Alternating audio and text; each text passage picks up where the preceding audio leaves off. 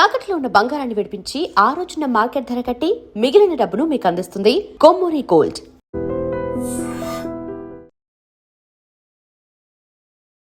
నమస్తే రజిత మేనపల్ గారు. నమస్తే జయ. అంటే ఒక బాధాకరమైన ఒక విషయం మాట్లాడుకోవాల్సిన పరిస్థితిలోకి వచ్చాము. ఏంటంటే ఆయిషా మీరా, ఈ పేరుని తెలియని వారు లేరేమో మన రెండు తెలుగు రాష్ట్రాల్లో.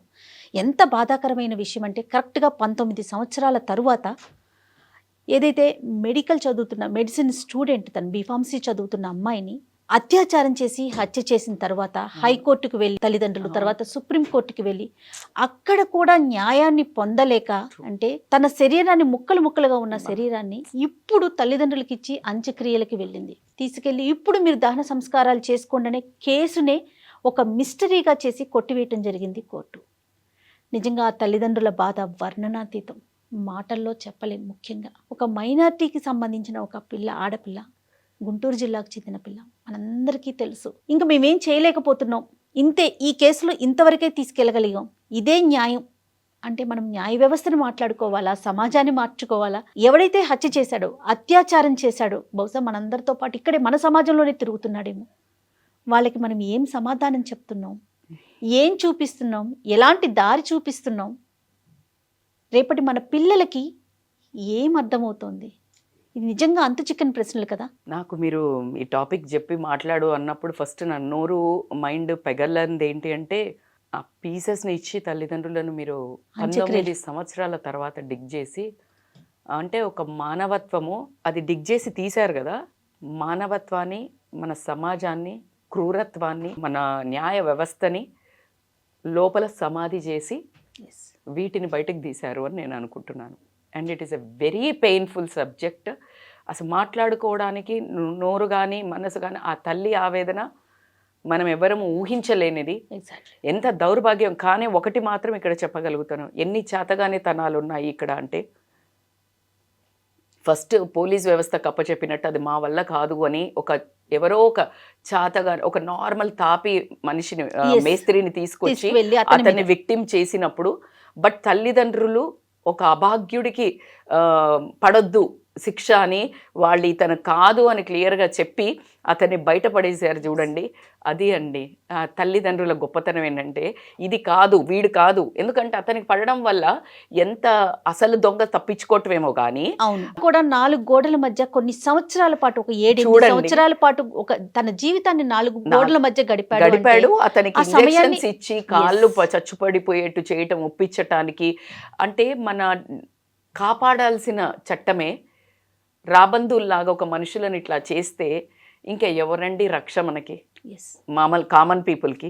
ఫస్ట్. సెకండ్ పాయింట్, సిబిఐకి అంటే most trusted wing of the world, అంటే మన ఇండియా కానీ ఎక్కడికి కానీ సిబిఐ అనగానే చూడు ఛేదిస్తారు అనే మన ఉద్దేశంలో ఒక డైనమిక్, ఒక రోల్ మోడల్స్, ఒక హీరోస్ సిబిఐకి ఇచ్చామంటే మనం కొంచెం సుక్కూన్గా పడుకోవచ్చు అనే ఒక వ్యవస్థ కూడా ఈరోజు 19 సంవత్సరాల తర్వాత జైలు అలా దులిపేసుకుని మా వల్ల కాదు, ఇది ఇప్పటికి లేట్ అయిపోయింది, విట్నెస్లు లేవు, మేము పట్టుకోలేకపోతున్నాము అని అంటే ఎవరితో చేతులు కలిపారు, ఎవరు? అరే ఎంత పెద్దవి మీరు ఎక్కడండి? 19 ఏళ్ళ ఎప్స్టీన్ ఫైల్స్ పెద్ద పెద్దవి బయటపడ్డ ఒక మన దాంట్లో ఇది ఒక మనిషి, నేనేమంటున్నాను, గుప్పడు ఇలా పట్టుకోవాలి అనుకున్న విప్పాల్సిన వ్యవస్థ పట్టుకొని వాళ్లే కాపాడితే మనం ఎవరిని ఏం చెయ్యలేము, అంతే కదండి.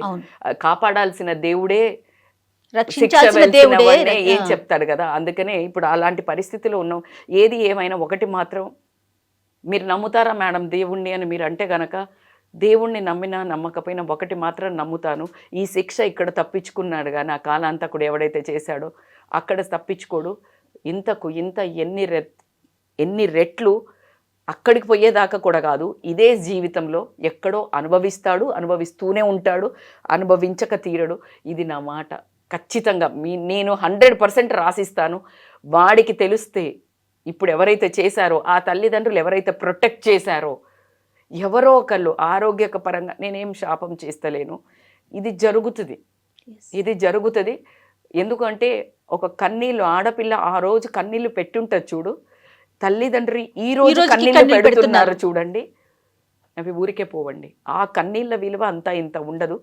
బట్ ఏదేమైనా ఈరోజు ఒక భారతదేశ మహిళగా అని చెప్పను, ఒక సిటిజన్గా అని కూడా చెప్తున్నాను, సిగ్గుపడాల్సిన విషయం. మనం ఒక చిన్న అంటే కేసుని, అంటే చిన్న అంటే ఏదో పెద్ద రాబరీ ఎక్కడి నుంచో వచ్చి ప్లాన్ వేసి చంపిన వాళ్ళు కాదు, మన తిరుగుతూ మన ఒక నార్మల్ మనిషి వాడి పైశాచిత్ దాన్ని అనుభవించడానికి వాడి జస్ట్ ఆ క్రూరత్వంతో చంపితే అది పట్టుకోలేనంత క్లిష్టమైన సమస్య, ప్రాబ్లం అయితే కాదు. అయినా కూడా ఈ సిబిఐ కూడా ఓడిపోయింది అని చెప్పుకోవడానికి తల వంచుకొని సిగ్గుపడాల్సిన వ్యవస్థ అయితే మనం ఈరోజు ఫేస్ చేస్తున్నాము. ఆ తల్లిదండ్రి బాధ మీరు నేను వందల వేల మంది ఎవరు చెప్పినా కూడా అర్థం చేసుకోలేనిది. వాళ్ళిద్దరికీ 100% కొంచెము ఓదార్పు దేవుడు ఇవ్వాలి అని మనందరం కూడా, ఎందుకంటే మీ అందరి ఎనర్జీ నన్ను హీల్ చేసిందని నమ్ముతాను కాబట్టి మనందరం కూడా మన ప్రేయర్స్లో ఆ తల్లి అయేషాకు స్పిరిట్ వచ్చి వాళ్ళ తల్లిదండ్రితో ఉండి వాళ్ళని చూసుకోవాలని, ఆమెకి న్యాయం ఖచ్చితంగా ఆ శిక్ష ఆ స్పిరిట్ వాళ్ళకి విధిస్తుందని నేను నమ్ముతూ, అట్లానే అమాయకుడైనటువంటి సత్యం బాబుకి కూడా, ఎందుకంటే బంగారు భవిష్యత్తుని కోల్పోయి 4 గోడల మధ్య కొన్ని సంవత్సరాల పాటు గడిపాడు. ఆ తల్లిదండ్రి ఎంత నరకము, ఆ చుట్టాల్లో మనము పక్కన ఏమేం జరుగుతుందో తెలియదు మనకి. అండ్ ఎవరైతే ఇది చేశారో వాడి 19 ఏళ్ళు కూడా శిక్ష అనుభవించే ఉంటాడు భయంతో, ఎప్పుడు బయటపడుతుంది అని, ఎప్పుడు ఎవరికి డబ్బులు తినిపిస్తూ ఎప్పుడు మమ్మల్ని రక్షించండి అని ఎన్నో జరుగుంటాయి. సో ఏది ఏమైనా కానీ ఈరోజు మన తప్పు లేకుండా కూడా, బట్టలతో సంబంధం లేకుండా, ఏజ్తో సంబంధం లేకుండా, ఒక మతంతో సంబంధం లేకుండా, దేంతో సంబంధాలు లేకుండా, ప్రొఫెషన్తో సంబంధం లేకుండా ఒక ఆడదాన్ని ఇంకా ఒక వస్తువులాగా అనుభవించే ఒక దానిలాగా చూడడం వల్ల ఈ ప్రాబ్లమ్స్ జరుగుతున్నాయి కాబట్టి ఇంకా జరుగుతూనే ఉన్నాయి. దానికి ఒక ముగింపు లేదు. అట్లాగే ఒక చట్టం నుంచి మనకు రక్షణ లేదు, అలాగే న్యాయ వ్యవస్థ నుంచి న్యాయం లేదు, ఎక్కడి నుంచి లేదు. ఖచ్చితంగా ఉమెన్స్ డే అని మాట్లాడుకుని చాలా విర్రవీగుతున్న మనకి మళ్ళీ మనల్ని మనం విమెన్స్ డే చేసుకుంటూ సిగ్గుపడాల్సిన వ్యవస్థ అయితే వచ్చింది. సో ఖచ్చితంగా మనల్ని మనం రక్షించు. అమ్మాయిదైతే ఆ రోజు తప్పు లేదు, ఏమీ లేదు. ఎంతకని ఎవరైనా ఆడపిల్లని, అది ఎగ్జాక్ట్లీ హాస్టల్లో ఉన్న ఆడపిల్లని. కాబట్టి ఎవరిని జాగ్రత్తగా ఉండండి. తల్లిదండ్రులకు మగపిల్లల్ని మనుషుల్లాగా పెంచండి, మృగాల్లాగా పెంచకండి.